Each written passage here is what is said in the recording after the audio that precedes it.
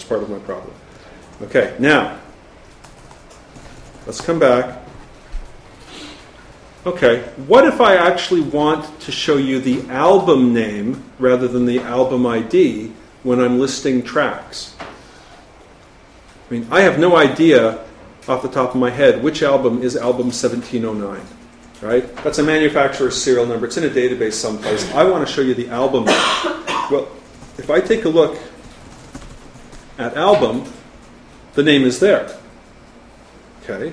And the album ID is there. And if I take a look at track,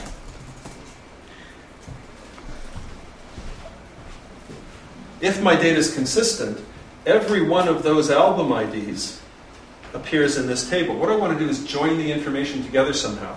I want to say, look, this track belongs to album 1214.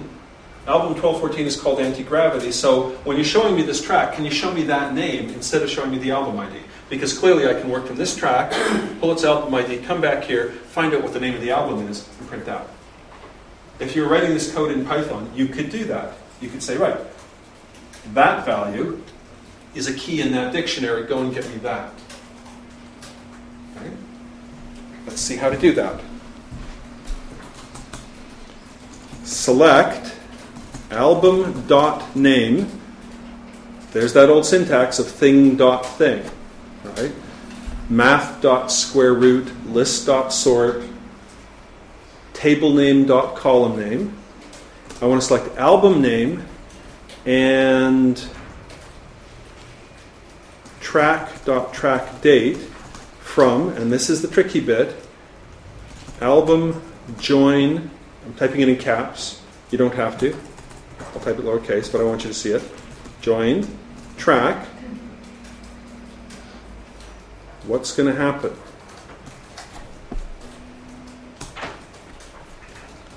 It's going to tell me that I need to do a .scheme again and write album name.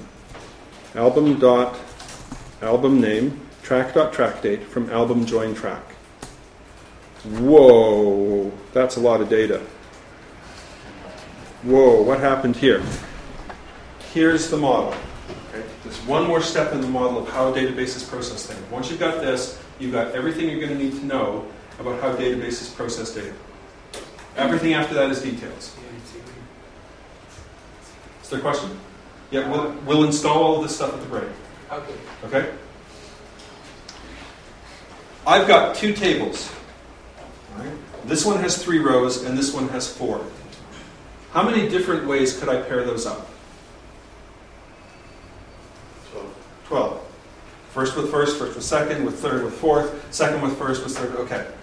When a database sees that word, join, it takes that table and that table, takes all of the rows, and creates all of the possible combinations of these columns with these columns. It takes the first record from that and joins it with the second record from that. Takes the first from there, first with second, first with third, second with first, second with second, second with third. Okay? Creates all the possible combinations of the rows from there with the rows from there. Okay? Well, if that thing has 2 columns and that has 5, the result of the join is going to have 7 columns. Because I'm going to get 2 columns from there, joined with 5 columns from there. This thing's going to be 7 columns wide. Right? So the width of my table will be number of columns plus number of columns. And the height of my table will be number of rows times number of rows. Okay? So that's what we're seeing here. Let me take away that and just say select everything from album join track. Okay?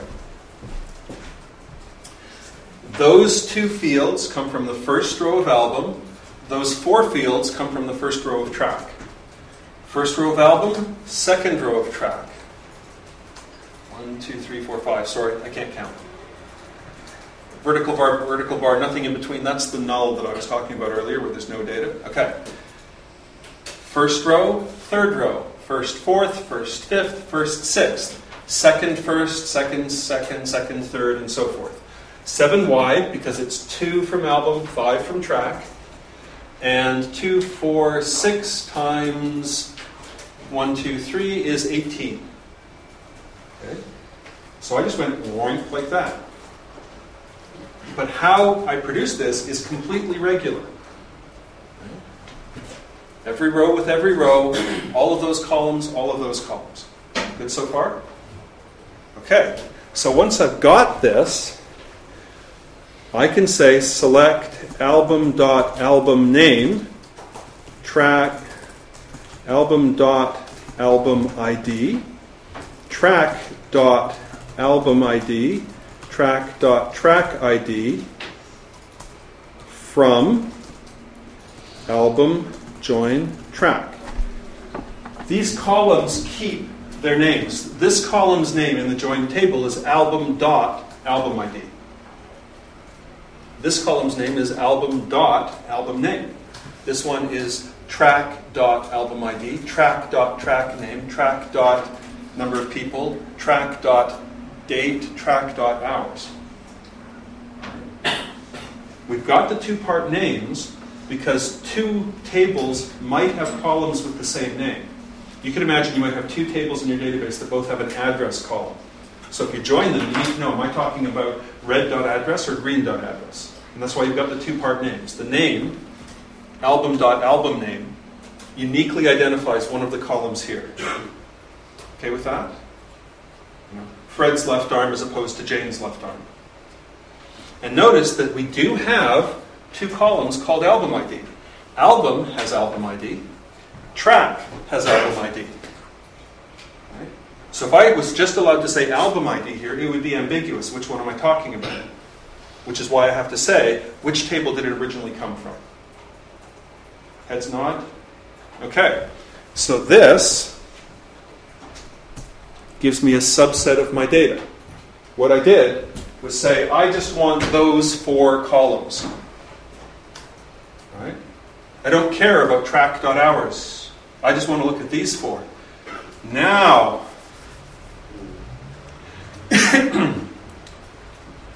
if this track appeared on that album, track.album ID will be equal to album.album ID, right? That's what those IDs are for. If track.album ID is not the same thing as album.album ID, the stuff I've got from track doesn't match up with the stuff I've got from album. The database generated all possible combinations, but the only ones that make sense are the ones where the album IDs are the same from the two tables. I did all pairings, because that's what the database always does, but now I really only care about the ones where the album IDs are the same. And we know how to write that. Select that, where album.album ID equals track.album ID.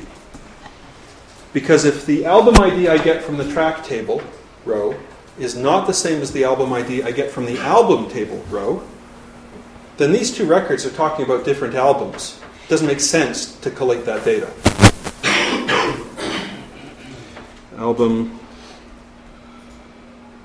Sorry, what have I done wrong? Album name. Select album.album name, album.album ID, track.album ID, track.track ID, and since we're here, track.hours from album join track, where album.album ID is equal to track.track ID. Thank you. Track.album ID. I'm glad one of us is awake. Okay. From album join track, where album.album ID equals track.track ID. Thank you. Okay. That was embarrassing. It's a good thing you guys don't take me too seriously. So, look what I've got. I've now got the album name. That's its ID coming from the album table.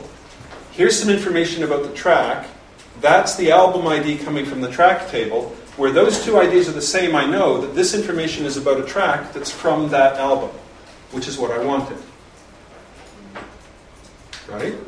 What I've got here is all of the tracks by album, which is what I wanted. I don't just have the album ID, I've actually managed to join information from two tables to get it into one place. Okay. You now know everything you will ever need to know to write 90% of the queries that you will ever write for databases. Okay? This is it. There's a couple of other concepts we're going to get to, mostly to do with if I want to take an average by album of length, which you can do. But this, if you get this, 90% of what you're ever going to want to pull out of the database, you can do right now. The model is always conceptually the same. Behind the scenes, the database is working really hard to be more efficient for reasons that I'll explain in a second. But conceptually, the model is always and exactly this.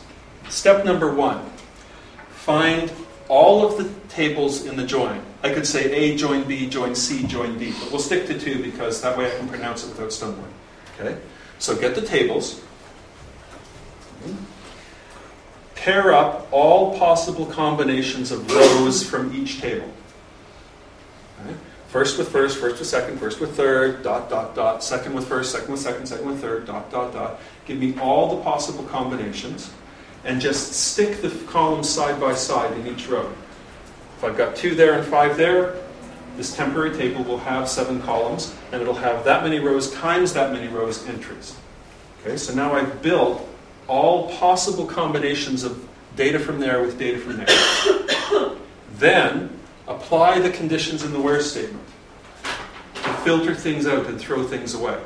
Only give me the records where something is true. When you're doing a join, you'll almost always have at least one condition like this that throws away pairings which are senseless. If I'm joining name information using social insurance number, and I'm joining health information using social insurance number, I only care about the records where the 2 social insurance numbers are the same. It doesn't make sense to join my address with your health information. At least it probably doesn't. Right? So we've created all of the stupid, meaningless combinations of data because that's the model. But we then only keep the ones where address.social insurance number equals health record.social insurance number. Okay? Or whatever other ID you're using to join things on. Okay? Good so far? Once I've done that and thrown away all of the data that I don't care about, I come back here and say, what do you want to show? Which of the columns do we actually want to display? And in what order? All right? I could permute the order here and I could show you, I could show you the ID, the name, the hours. Right? That's the easy bit. This is just a list of table names. This is where all the hard thinking goes. Right? What are the conditions that something has to satisfy to show up in my output, to count as interesting? Right? And you design your tables, if you're building the database, to make this as easy as possible. So I'll come back to the question, can I rename tables? Okay? Or rename columns?